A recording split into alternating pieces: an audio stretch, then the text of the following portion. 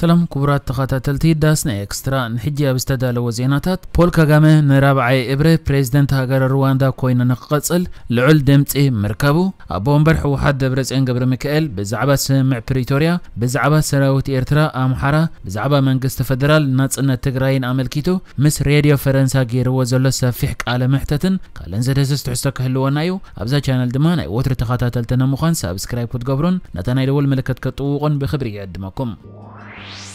أبومبر حوحد دبرصين قبر ميكائيل مس راديو فرنسا بزغبرق على محتت سراوت إيرتران أمحران كاب تግራይ كيوصو حيلتا تግራይ مولو بمولو عدقوم كم زي فتحو غاليصو أبومبر حوحد دبرصين قبر ميكائيل مسمع كان زينا راديو فرنسا غيرو ابزلو سفيح على محتت بزعبا سمع بريتوريا بزعبا هلاو سراوت إيرتران أمحران بكل تግራይ كومدما بزعبا مدنقويات متكبر سمع بريتوريا عملكيتو نزغرب اللحطوتات زرزر ملسي هيبي زركب بزعبا سمع بريتوريا بزملكت اتسمع كاب زفرم كلتا عمتات غيرو كوانتا هلوه تكبارو اوغن زحل كم زلو بزملكت حتى ابز غربو لوان و ات تكبار زحلي زلو دحر مبال قالن اشتي غسغاس غن الله حزباو اغلغلوتات داغم جميرلو ركبات الكتريك ترانسبورتيشن كومدما ناي منغست دغوما جميرلو بزح سبكا حقوسيو نقدميتنا نسقم زلنا زعابي دما وق يلن زموتون يلن زعنون يلن إذا دما أوانتاو نغريو غن دحر غزي اتغسغاس زيحيليو اتقند صقم دما هلاو نايتو مصنات عالي زفصمو حيلتات اب تግራይዮ مسرت اب نيروبي استفرم السمع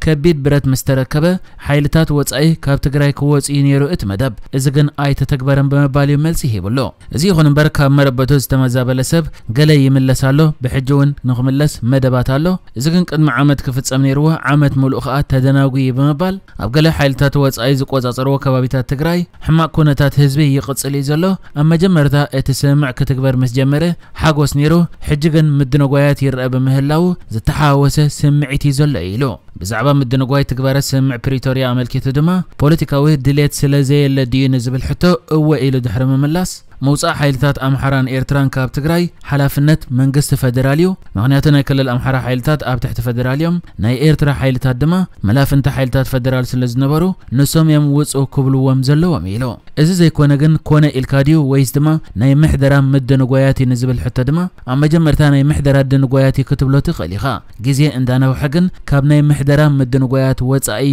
ዝኸውን ዘሎ ኢሎ ብዛዕባ ሰብኣዊ ኩነታት ድማ ናይ ትግራይ ኩነታት ብዓለም ተረሲዑ ንዝብል ሕተ ኣብ ዝቀረበሉ እዋን ኣብዚ እዋን ዓለምና ኣብ ቁልውላው ያዘላ ኩናት ዩክሬን ቃዛ ዝተፈላለየ ኩነታት ኣሎ ትግራይ እንዳግማይ ህንጻታት ዝተዋሃበ ናይ ሓገዝ ብመንጽረትን ዩክሬን ዝተዋሃበ ኣመና ንእሽተይ ደቂቕ እዩ ቁልውላው ድማ ብዕቤቶም كونن أغالبو زوهابو زلو أبناي تግራይ ጉዳይ ፖለቲካዊ ድሌት የለን ወገ ይقصل ኣብ ዝነበረሉ እዋን ማሕበረሰብ ዓለም ብቀጻሊ ዝካታተሉ ነይሩ ባይተ ጸታውን ብዛዕባ ዝካየድ ዝነበረ ወገ ኣብ ንጡፍ ስራሕ የተዋፊሩ ነይሩ ሰምዕ ምስተገብረገን እቲ ኣغالبو ናብ ካሊ ይኸይዶ ሕጅኻ ቀዳምነታት ኣይኮናን ኣብዚ እዋን እዚ ሕጽረት ናይ ሰናይ ድሌት ኣሎ መንግስት ፈደራሉን ነዚ ኣይደፍኣሉን እዩ ዘሎ ስለዚ ደርብ ናይ ክልቲ ኢሎ بزعبا كساب حجي اب تግራይ 250 شح زبصح عطق حيل كم زلو بزملكت كومدما بخمي عطقو كورد حتى اب زقربلو دبرصين كملسن كلو عطقنا نموراد دليت زيبلنا ايكونن مجمرتا گن تግራይ تقواصيرم زلو ناي وصا حيلتات كوصلوم ازي خي تگبرخا عطقي ايوردنيو بحفشا گن اتخبيد عطقي اورينا ينا نزز گبرنا خا ناي وصا حيلتات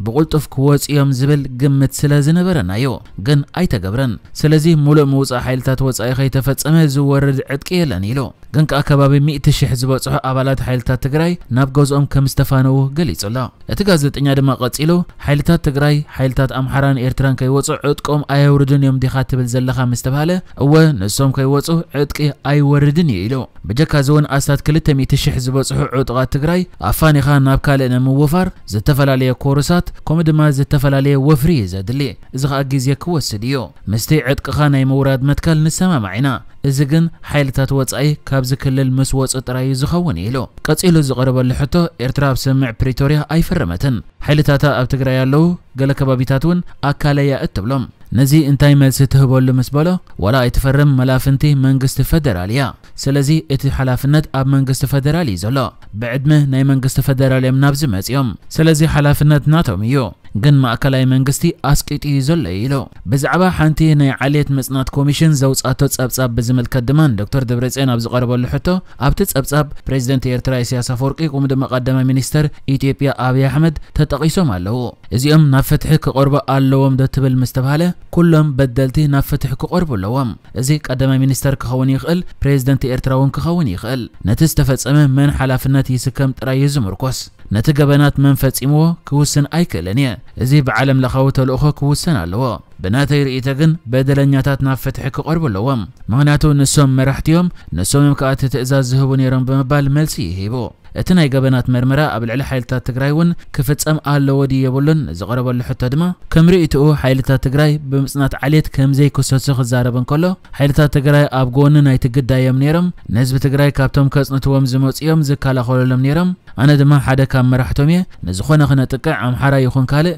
መደብ ኣይነበረናን ይኹን እምበር ኣብ ክልል ኣምሓራን ዓፋርን ኣብ ዝነበረ ኩናት ገለገለ ፍጻመታት ሸለል ክብሎ ኣይክእልን እየ ግን ናይ ዓሌት ምጽናት ተግባር ተፈጺሙ ኣይብልን እየ ንዝኾነ ዝግበር መርመራ ድማ ቁርባት ኢና ውጽኢት እውን ብሓባር ክንሪኦ ኢና ኢሉ ከም መራሒ ብውልቅኻ ኣብ ቅድሚ ፍትሒ ክትቀርብ እንድሕር ተሓቲትካኸ ክትተሓባበር ዲኻ ንዝብል ሕቶ ብልክዕ ድልው እየ ዘለኹ ዝኾነ ሕቶ ድማ ክምልስ እየ ኢሉ ድሕሪ ዝኹሉ ዘጋጠመ ምስ ኣምሓራን ኤርትራን ሰላም ንምግባር ህዝቢ ትግራይ ድልው ኣሎ ድየለን ንዝብል ሕቶ ድማ ክዛረብ እንከለኹ ከም መራሒ እየ ዝዛረብ ረብሓ ናይ ህዝበይ ከዓ ጽቡቕ ገይረ እየ ዝፈልጥ ሰላም ከዓ ቀዳምነታት ኢና ዓና ምስ ኩሉ ሰላም ኢና ንደሊ ኣብ ናይ ህዝቢ ደረጃ ይኹን ኣብ ናይ ፖለቲከኛታት ደረጃ ሓደ እዋን ድማ ህዝቢ ልዕሊ ፖለቲከኛታት ሰላም ኣብ ዝደልይሉ እዋን ናይ ባዕሎም ረብሓታት ኣሎ ግን ፖለቲካዊ መልክዕ ምስቲ ዝተፈጸመ በደላት ዕንቅፋታት ክህሉ ይኽእል እዩ ኣብ መንጎ ህዝቢ ግን ዝኾነ ጸገም የለን ሓቢሮም ብሰላም ክነብሩ እዮም ዝደልዩ ኢሉ ኣብ ወንበር ሕወሓት ደብረጽዮን ገብረ ሚካኤል ኣብ መወዳእታ ብዛዕባ ናጽነት ትግራይ በዝምልከት ሕቶ ቀሪቡሎ ንሱ ድማ ናጽነት ትግራይ ሙሉ በሙሉ ካብ ሓሳብ ከም ዘየውጽኦ ግን ከዓ ነዚ ንምግባር መስቅዋን ብዝሳነ መልክዕ ረፍረንደም የድልዩ ህዝቢ ትግራይ ረፍረንደም ይደሊ ከሳብ ዝበለ ድማ እዚ መሰሉ እዩ ስለዚ ኣብ መጻኢ ተቕሊሉ ኣይከውንን ኣይብልን ግን መስርሕ ናይ ቅዋም ክኽተል ኣለዎ ኢሉ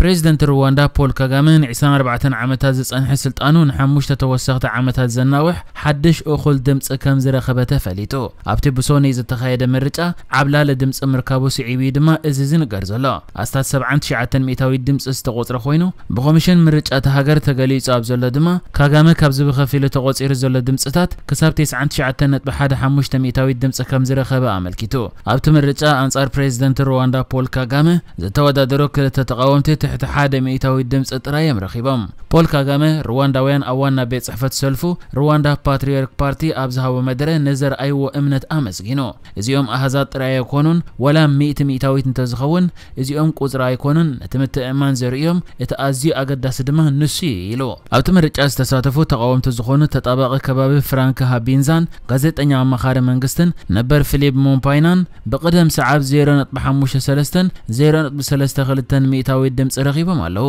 ሙሉእ ግዝያዊ ውጽኢት ከሳብ 20 حمله ናይ መወዳእታ ድማ ከሳብ 27 حمله ክግለጽ ምዃኑ ተገሊጹሎ ፖል ካጋሜ ብ1994 ድሕሪ ዝነበረ ዓሌታዊ መጽናት ንሱ ኣብ መሪሕነቱ ዝነበረ ሰውራዊ ዕጡ ጉጅለ ስልጣን ካብ ዝሕዛት ሒዙ ኣብ ዝተፈላለዩ ጽሕፈታት ናይቲ ሃገር ክሰርሕ ጽንሐ ኮይኑ ካብ 1994 ክሳብ 2000 ዓመተ ምህረት ሚኒስተር ምክልኻል ኮይኑ ከገልግሉ እንከሎ ካብ 2000 ዓመተ ምህረት ድማ ፕሬዝደንት እቲ ሃገር ኮይኑ ከገልግል ይጸኒሑ ኣብዚ ዝሓለፈ 24 ዓመታት ፖል ካጋሜ ኣብቲ ሃገር ሓድነት ከምጽን ከሎ ኣብ ቆጠባውን ማሕበራውን ምዕባለ እቲ ሃገር ድማ ሩኡይ እጃም በመብርካቱ ኣብ ሃገሩ ካብ ህዝቢ ልዑል ደጋፍ ከም ዘለዎ ይዝግለጽ ኣብዚ ሕጂ ተኻይዱ ዘሎ ምርጫ ብመሰረት ኮሚሽን ምርጫ ዘውጽኦ መግለጺ ካብቶም ልዕሊ 9.5 ሚልዮን ቡቕዓት መረጽቲ ናይቲ ሃገር 98 ሚእታዊት ኣብቲ ምርጫ ከም ዝተሳተፉ የመልክት እቲ ናይ ሕጂ ምርጫ ንሓደ ፕሬዝደንትን 53 ኣባላት ባይቶን ዝምልከት እዩ ነይሩ ንደቂ ኣንስትዮ መንእሰያትን ኣካለ ጉድኣትን ዝምልከት 27 ፍሉያት ወናብር ናይ ባይቶ ብዝምልከት ድማ ብሕጂ ምርጫ ክካየድ እዩ ካጋሜ ቅድሚ ሕጂ እውን ኣብ 2017 ተኻይዱ ኣብ ዝነበረ ምርጫ ነቶም እቲ ምርጫ ዝተሳተፉ ተቃወምቲ በሊጹ ብ98.8 ሚእታዊት ተዓዊቱ ምንባር ይዝከር نحجز تدالو الزيناتات ازينيرو بكالك ساب نرغب سلام نعخم